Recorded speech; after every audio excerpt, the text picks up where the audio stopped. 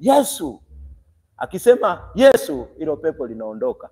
Mimi mwenyewe nimekuwa shuhuda, nimewahi kukutana na chui. Unajua chui limekutana kama bouncer. Chui limekaa mbele yangu, limekaa kama hivi nilivyokaa. Alafu limekunja mikono namna hii. Mikono imejaa kama wale wabeba vyuma. Nilipomuona hivi kwenye ndoto usiku usingizini, nilisema tu kwa jina la Yesu. Hicho kitu kikatoweka. Kwa majinamizi yapo kweli. Aliye na roho wa Kristo anaweza kutamka hivyo ndani ya usingizi. Lakini asiyekuwa na roho ya Kristo atashughulikiwa na huyo jini. Hilo litamshughulikia tu hilo jinamizi na anaweza akapatwa na madhara. Pastor, umeongea kitu ambacho nafikiri ni muhimu kama nitauliza. Amen. Umesema umeona chui kwenye ndoto na ukatamka akatoka. Ndio. Kuna experience moja ambayo mimi pia nimewahi kupitia, baadhi ya watu pia wamepitia. Nataka uieleze hii experience.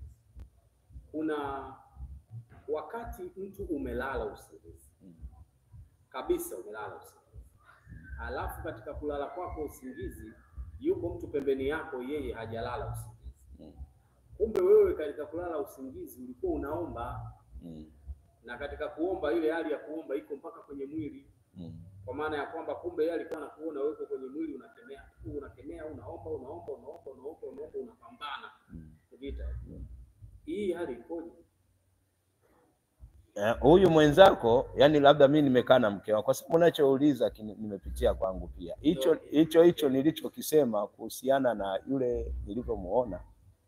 Mimi nilitamka kwa sauti kubwa. Kwa jina la Yesu toka, kwa jina la Yesu toka. Alafu baada ya hapo nikazinduka usingizini. Ninamwambia mke wangu, nilikuwa najaribu kutamka kwa jina la Yesu lakini nilikuwa nashindwa. Yeye ananiambia wewe ndio umeniamsha, mimi nilikuwa nimelala lakini umeongea kwa sauti ya juu mpaka nikaamka. Kwa hiyo ndio ulinzi tunaopata na Mungu wetu tunapokuwa katika usingizi usiku, katika ulimwengu wa roho. Kwa sababu ulimwengu wa roho mapepo yanafanya kazi kutaka kutuharibu. Na ndio pale maandiko yanaposema kushindana kwetu sisi sio kwa mwili na nyama. Kwa hiyo hicho kitu kinatokea na kwa sababu roho wa Mungu yuko kazini siku zote kutulinda usiku na mchana. Ndio maana inatokea hali ya namna hii. Lakini pia kuna ndoto. Naona kama kuna neno nataka kuuliza. Kuna jambo hapa la kuchangia. Ndio.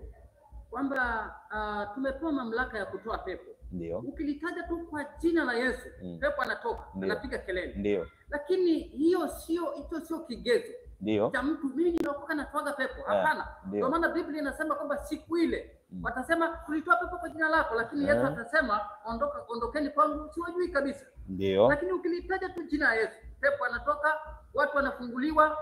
Ndio, kwa hiyo Mungu analiangalia neno lake na kulitimiza. Amina. Na jina la Yesu ndio jina lenye kushinda majina yote. Ndio. Sasa tumepewa jina lenye nguvu kuliko majina mengine. Ndio.